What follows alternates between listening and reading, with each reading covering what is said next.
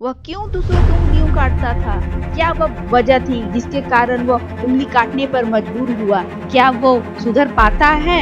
क्या वह एक अच्छा इंसान बन पाता है? और उंगली काटने के पीछे क्या बहुत बड़ा कारण था? आइए जानने के लिए देखते हैं। हेलो दोस्तों, आज मैं आपके सामने एक ऐसी कहानी लाई हूँ जिसको सुनकर आपको बहुत खुशी भी होगी। शायद आपने बचपन में ये कहानी सुन रखी होगी।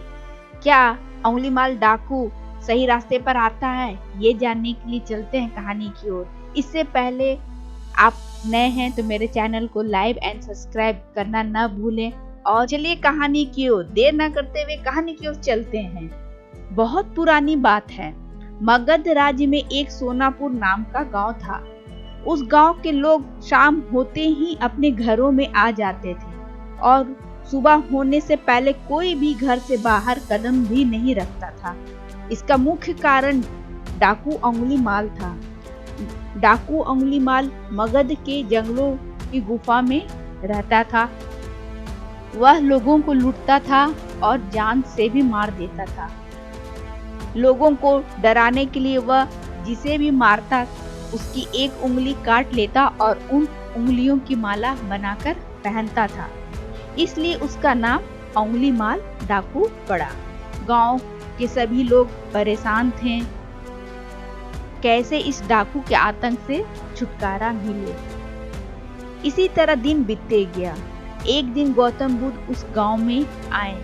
गांव के लोग उनकी आवभगत करने में कोई कसर न रखी, लेकिन गौतम बुद्ध ने उनके हाव भाव को देखा। उसके बाद गौतम बुद्ध ने देखा कि गांव के लोग में किसी बात को लेकर दहशत फैली हुई है। तब गौतम बुद्ध ने गांव वालों से इसका कारण पूछा। ये सुनते ही गांव वालों ने अंगुलीमाल के आतंक का पूरा किस्सा उन्हें सुनाया। अगले ही गौतम बुद्ध जंगल की तरफ निकल गए। गांव वालों ने उन्हें बहुत रोका पर वो नहीं माने। बुद्ध को आते देख अंगुलीमाल हाथों में तलवार लेकर खड़ा हो गया, पर बुद्ध उसकी गुफा के सामने से निकल गए। उन्होंने पलटकर भी उसकी तरफ नहीं देखा। अंगुलीमाल उनके पीछे दौड़ा, पर दिव्य प्रभाव के कारण वह बुद्ध को पकड़ नहीं पा रहा था। थक हार कर उसने कहा, रुको। बुद्ध रुक गए और मुस्कुराकर बोले, मैं तो कब का रुक गया हूँ, पर तुम कब रुकोगे? तुम कब ये हिंसा छोड़ोगे? अंगुलीमाल ने कहा, सन्यासी, तुम्हें मुझसे डर नहीं लगता? सारा मगध मुझसे डरता है। तुम्हारे पास जो भी माल है निकाल दो, वरना जान से हाथ धो बैठोगे। मैं इस राज्य का सबसे शक्तिशाली व्यक्ति हूँ।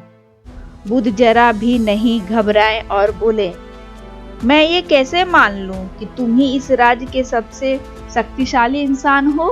तुम्हें यह साबित करके दिखाना होगा। अंगुलीमाल बोला, बताओ कैसे साबित करना होगा? बुद्ध ने कहा, तुम उस पेड़ के 10 पत्तियां तोड़कर लाओ। अंगुलीमाल ने कहा, बस इतनी सी बात? मैं तो पूरा पेड़ ही उखाड़ सकता हूँ। अंगुलीमाल ने 10 पत्तियां तोड़कर ला दी। बुद्ध ने कहा, अब इन पत्तियों को वापस पेड़ में जाकर लगा दो। अंगुलीमाल ने हैरान होकर कहा, कहीं टूटे हुए पत्ते भी वापस लगते हैं क्या? तो बुद्ध बोले, जब तुम इतनी छोटी सी चीज को वापस नहीं जोड़ सकते तो तुम सबसे शक्तिशाली कैसे हुए? यदि तुम किसी चीज को जोड़ नहीं सकते तो कम से कम उसे तोड़ो मत। यदि किसी को जीवन नहीं दे सकते तो मृत्यु देने का भी तुम्हें कोई अधिकार नहीं है।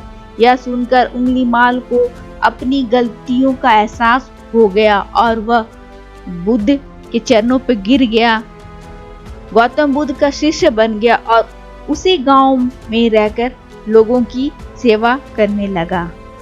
इस तरह आगे चलकर यही अंगुलीमाल डाकू बहुत बड़ा सन्यासी बना और अहिंसक के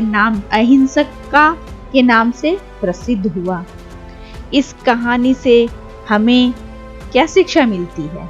हमें यह शिक्षा मिलती है कि इंसान कितना भी बुरा क्यों ना हो, वह बदल सकता है बुराई का एक प्रतीक और हम सब में छोटे बड़े के रूप में कोई ना कोई बुराई अवश्य करते हैं।